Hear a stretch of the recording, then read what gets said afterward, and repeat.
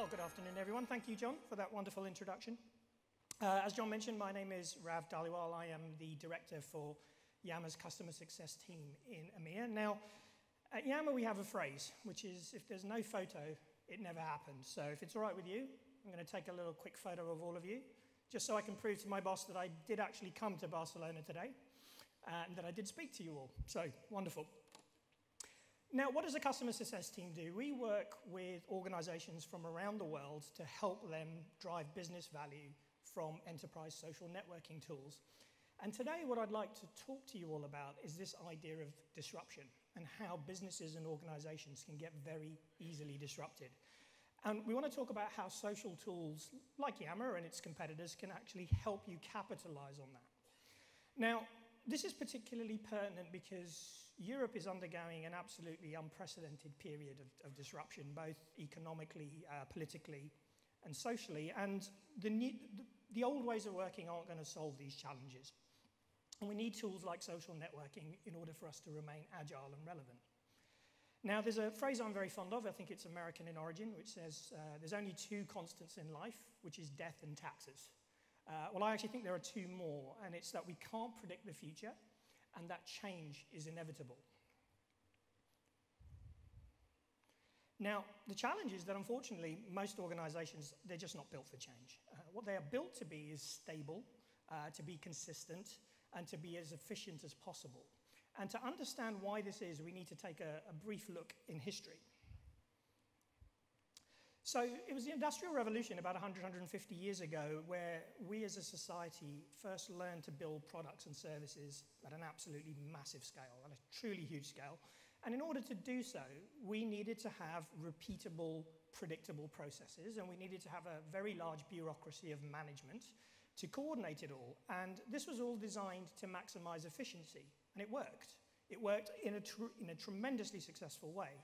And efficiency and prioritizing efficiency makes absolute sense if you can predict what it is that you're going to be doing in the next 5, 10, 15, or even 20 years.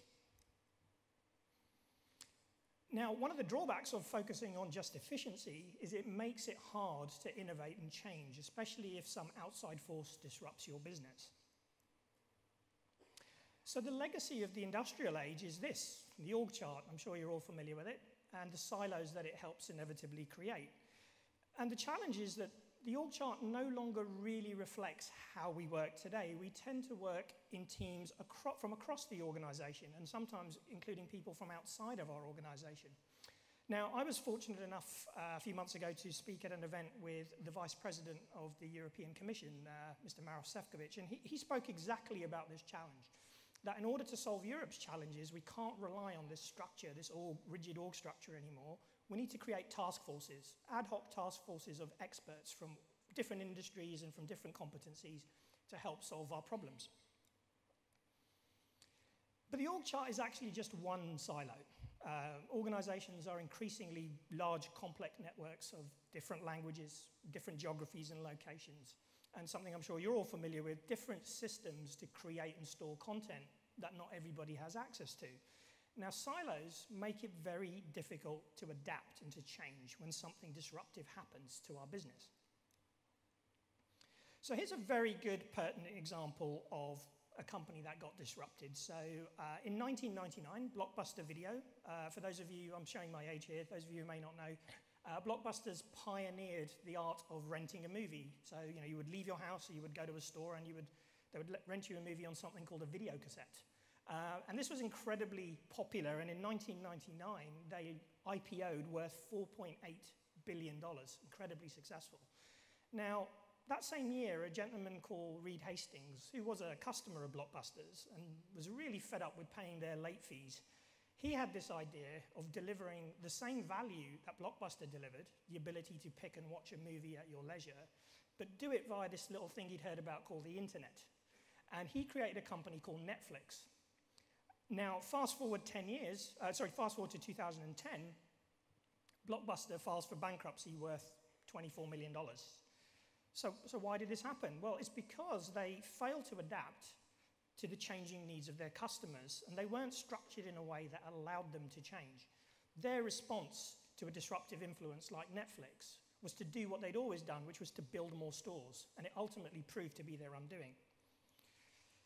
Now, another and slightly more controversial example of disruption for some of you in the room is at a departmental level, and that's the IT department. Now, the value of an IT department is to help your organization become a better company through the use of technology. And traditionally, IT departments have done this by building servers and maintaining networks and infrastructure. And then a few years ago, cloud computing came along, and many IT departments, not all, but many, they missed the advantages of embracing this disruptive technology because they said, no, actually, you know what? Our job is actually to maintain servers and desktops and infrastructure. And they didn't adapt. And the reason they didn't adapt is because they confused what it is they actually do with the value they provide. Now, there are many, many stories of companies being disrupted. One only needs to think about the mobile phone industry and how that has radically changed since 2007. I think if I was here 5 or 6 years ago and asked who has a BlackBerry, pretty much everyone's hand in this room would go up. And I can't really honestly say that would be the case now. And this is accelerating. The Fortune 500, companies in the Fortune 500 are failing at a rate of 8% a year. And this failure rate is speeding up. And the reason for this is because our customers, all the customers that we service in this room, they are more connected than ever.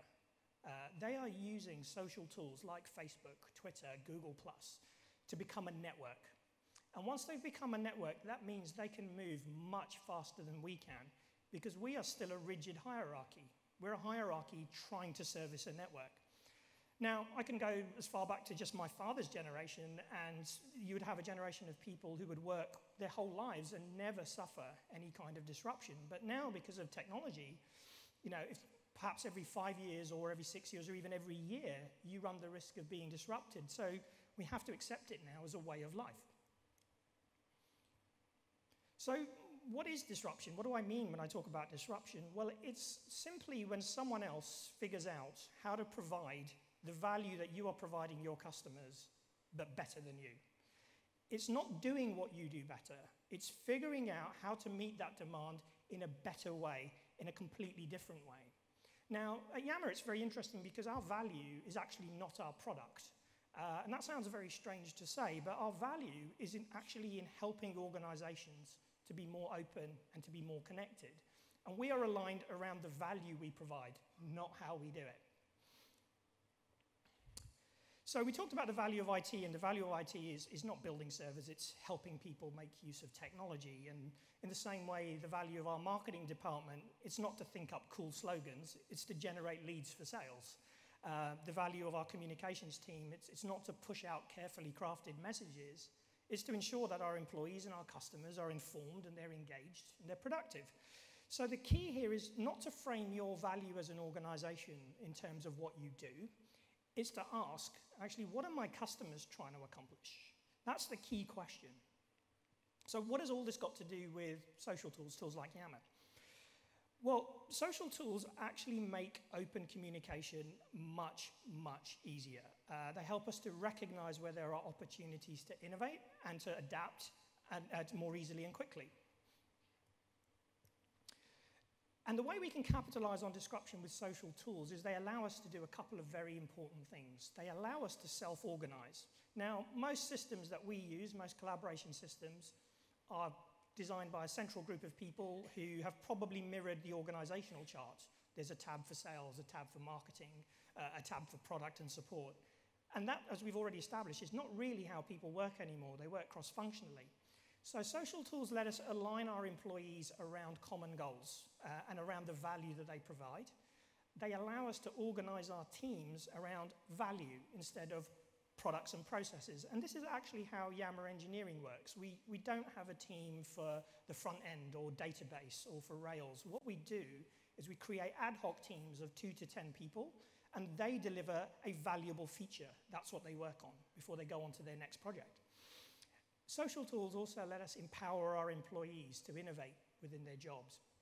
This doesn't mean we just let them do whatever they want. It's just that it gives them the opportunity to cut across the organizational hierarchy, to find the people, the content, the answers to the questions they need, without necessarily having to know who those people are. And most importantly, it allows us to adapt. So it allows us to adapt by allowing us to create a culture of constant improvement. Now, in a culture of constant improvement, it's actually okay to openly talk about mistakes. And so social tools, things like Yammer, make it very easy to do that. Now, people often interpret this need to change as an indication of failure, but we've already established that change is constant. Our customers are going to change, so we have to change in order to survive and stay relevant. And so for this great quote from Henry Ford is, you can't keep doing the same things and expect to always be successful. So social tools, they make it much easier for us to communicate across these silos and to be much more open and transparent about what we're doing, because ultimately what we want to do is we want to change from that rigid structure to this cross-functional one, to become a network. Because once we're a network, we can adapt and we can capitalize on disruption very quickly, and we can focus on delivering value to our employees and to our customers. So what should you do as the audience? What's the call to action here? Well, my call to action for you is before you get disrupted, you should all be the disruption. For the first time ever, each of you in this room, you have access to social tools that will connect every single one of your employees at every level on just about any device, and at sometimes for no cost. And I would suggest that you use these tools to ask your employees, what value do we provide? What are our customers trying to accomplish? And how can we innovate to help them? But you should also not do this on your own. You want to find like-minded people, and you'll find them here at theresponsiveorg.com. This is an initiative that we have set up where we are trying to connect together people who we call the green dots, people who are trying to adapt and help their organizations avoid disruption. So my final call to you is sign up, read the manifesto, connect with like-minded people, and be the disruption. Thank you all very much. Thanks.